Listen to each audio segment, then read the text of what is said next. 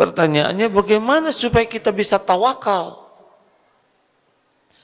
Yang pasti kalau ingin tawakal, gerbangnya ilmu. Nah, dengar hadirin.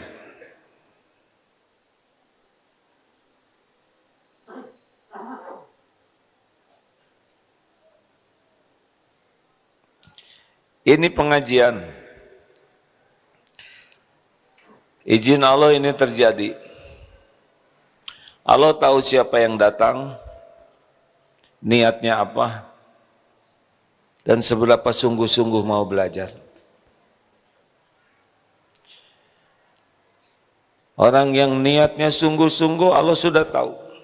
Dari rumah, Allah tahu. Duitnya sangat sedikit, pas-pasan ongkosnya. Bela-belain tidak makan malam demi ngongkos ke sini. Allah tahu yang naik motor ke sini digas dan pulangnya dimatiin, ngirit bensin. Allah tahu siapa yang ke sini sungguh-sungguh belajar. Tapi Allah juga tahu yang ada di ruangan ini biasa aja karena dia disuruh oleh sekolah harus ke sini. Ngobrol, sibuk dengan medsos yang lain, Allah tahu. Allah tahu ada yang ingin ke sini tapi tidak mungkin karena ada di Afrika Utara. Menyimak medsos ini. Dan kuotanya juga sedang minim, luplep. Allah juga tahu ada yang lihat TV, MKTV atau medsos, tapi sambil lihat medsos, giling terus, makan terus. Maaf, jangan tersinggung yang sambil ngobrol, tidak fokus. Allah tahu semuanya. Allah tahu niat, Allah tahu isi hati, Allah tahu kesungguhan. Yang bisa membuat orang belajar jadi yakin sebetulnya bukan penceramahnya, tapi kesungguhan niat dari yang belajar tidak bisa disembunyikan. Walaupun masjidnya sama, yang ceramahnya sama, hasilnya beda-beda. Karena Allah menilai hambanya utuh, lengkap, sempurna, tidak ada yang tersembunyi. Mungkin ada yang capek karena dari sana ke sini ngirit, jadi harus maraton 10 kilo sekaligus latihan mau pertandingan maraton. Sampai di sini ngegoler di sana, nyender, ngap. Allah lihat capeknya. Yang sambil lari, subhanallah, walhamdulillah, wala ilaha illallah, wallahu akbar. Urusan hidup ini sepenuhnya adalah penilaian Allah subhanahu wa ta'ala yang maha dekat. Makanya susah jadi ahli tawakal kalau tidak mau berjuang untuk mencari ilmu. Bukan hanya di sini, hadirin, ini cuma salah satu. Banyak tempat lain yang lebih baik dan bisa lebih membuat yakin. Apakah seluruh santri ini bisa yakin ke Allah? Belum tentu juga. Jangankan santri, anak atau keluarga yang terdekat belum tentu juga jadi yakin ke Allah. Walaupun misalnya bapaknya ceramah tentang ma'rifatullah. Karena Allah tahu ini anak mau tidak dekat ke Allah. Ini suami mau tidak dekat ke Allah. Ini istri mau tidak. Jadi Allah tahu siapa yang ingin dekat dengan Allah. Dan itu tersembunyi di hati masing-masing. Tapi tidak tersembunyi bagi Allah.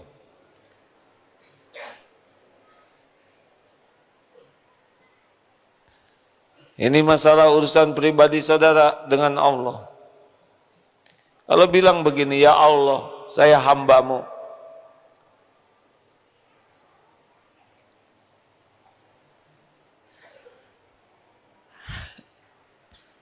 Saya ingin bisa mencintaimu ya Allah.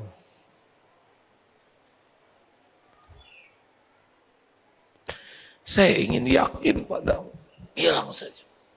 Allah pasti dengar. Ya Allah, saya ingin menjadi hamba yang hakul yakin padamu. Yang tidak ada keraguan. Minta. Kalau tidak bisa doa dalam bahasa Arabnya, bahasa Indonesia juga, ciptaan Allah.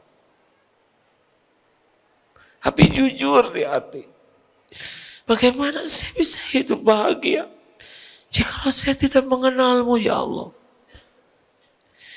Bagaimana saya bisa beribadah dengan benar kalau saya tidak yakin padamu?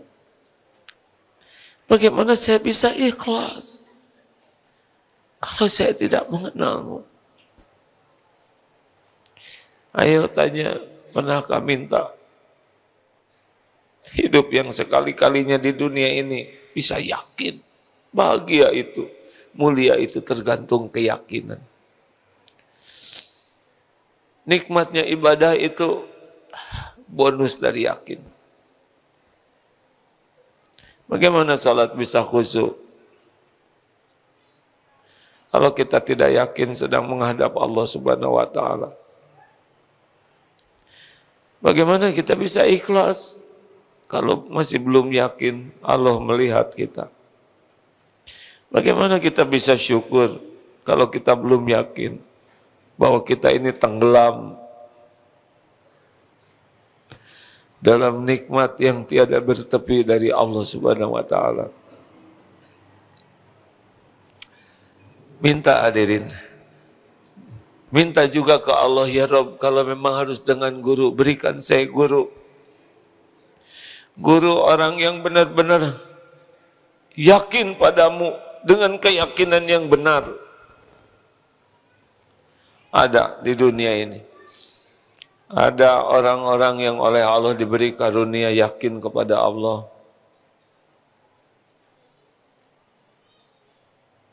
Dan orang yang yakin bisa membantu kita menjadi yakin.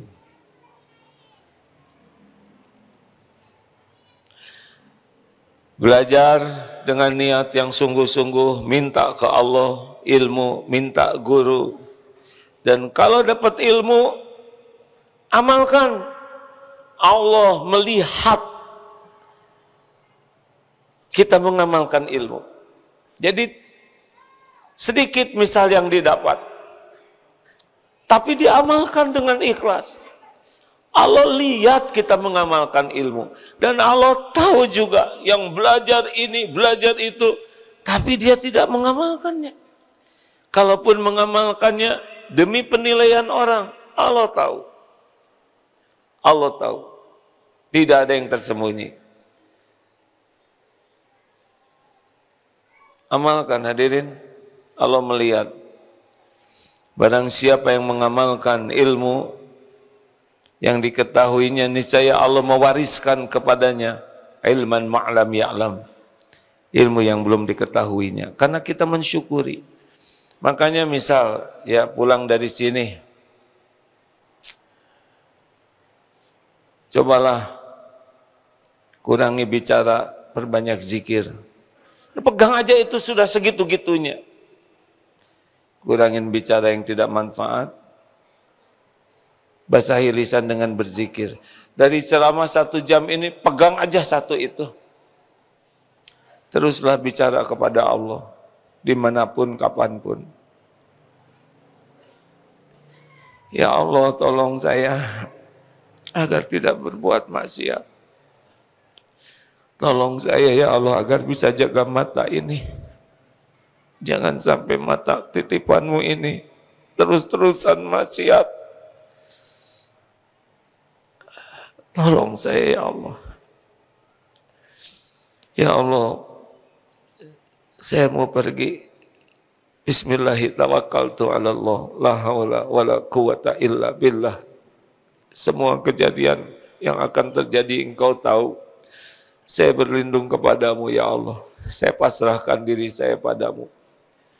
Di jalan, ya Allah, semua yang saya lihat ini hamba-Mu, ciptaan-Mu, milik-Mu.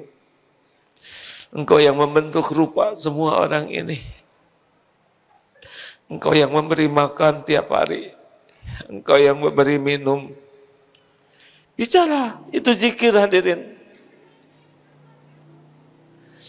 Kalau lagi sendiri, ya Allah, ini tubuh ciptaan-Mu. Alhamdulillah. Engkau yang mengurus tiap saat. Bagaimana saya bisa mengurus tubuh ini? Tahu juga tidak. Engkaulah yang menciptakan. Sehingga kami ada di sini. Kalau Engkau tidak ciptakan, kami tidak ada. Kita tidak ada. Alhamdulillah ya Allah. 7 miliar manusia Engkau ciptakan. Tanpa pesan Engkau berikan kami hidayah. Bisa jadi seorang muslim. Masya Allah. Sebagian besar tidak mengenal Allah. Sebagian besar bahkan mengkhianati Allah. Apa kita tidak mensyukuri?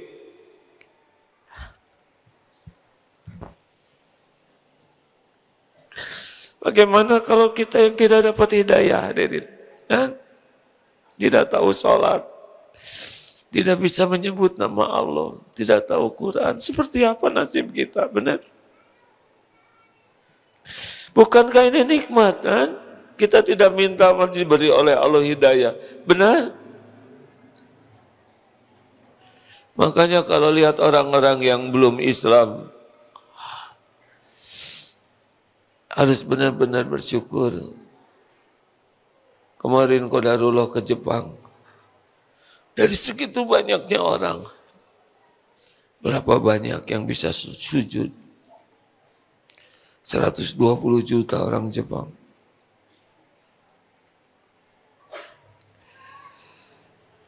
Lihat lagi nikmat-nikmat lain, rezeki. Kapan? Kapan Allah tidak memberikan rezeki ke kita? Jawab. Setiap saat. Betulkah? Masih ragu terhadap jaminan Allah? Berapa tahun kita hidup di dunia ini? Kapan Allah tidak mengurus kita? Maaf, Fadil. Kapan Allah tidak mengurus kita? Diberi makan terus, minum, oksigen, diurus, diberi tidur, diberi tempat berteduh. Walaupun Allah tahu kita tidak ingat kepada Allah. Allah tahu. Salat kita asal-asalan. Allah tahu. Jarang ingat Allah. Allah tahu kita jarang menyebut namanya. Jarang ingat kepada Allah. Allah tahu. Mata karunia ini pakai zina terus. Allah tahu. Allah tahu kita enggak ingat ke Allah. Ahli maksiat, ahli dosa, dan terus-menerus mengulang-ulang dosa. Tapi lihat apa yang Allah lakukan kepada kita. Dibimbing kita bisa ke sini, bisa belajar, ditutupi aib, dibekali ongkos, diberi kesempatan sedekah. Coba kalau kita sedekah, itu uang siapa yang menyiapkan? Allah. Siapa yang mendekatkan kita dengan tempat sedekah? Allah. Siapa yang digugurkan dosanya? Kita. Siapa yang dilipat gandakan rizkinya? Kita. Siapa yang ditolak balanya? Kita. Fabi ayyi ala'i rabbikuma tukadziban. Harusnya kita meluangkan waktu lebih banyak, hadirin, untuk menafakuri apa yang Allah berikan kepada kita dan apa yang kita lakukan kepada Allah. Dari sanalah nanti kita akan meyakini Allah Maha Baik.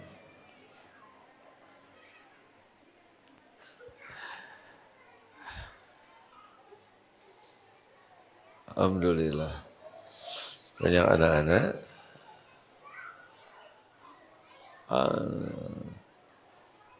Alhamdulillah. anak-anak semua ciptaan Allah. Bagaimana malam Jumat jadi banyak anak-anak begini? Alhamdulillah, nggak apa-apa. Jangan disuruh diam, nggak apa-apa. Saya aja yang sebentar lagi diam. Ya.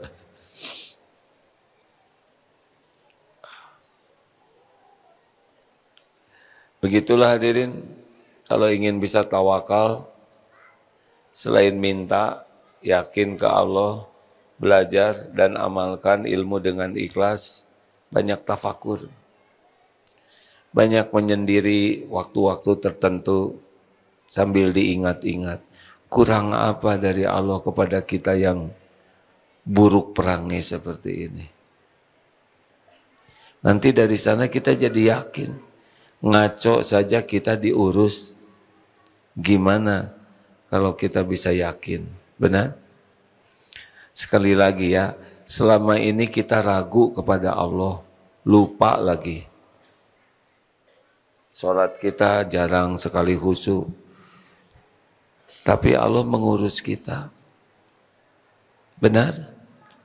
Benar atau tidak?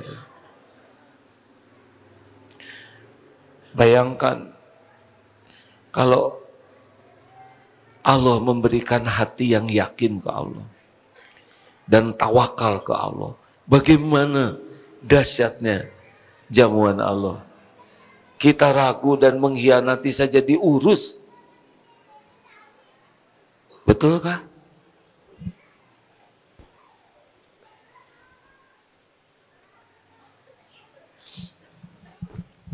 Ya, mudah-mudahan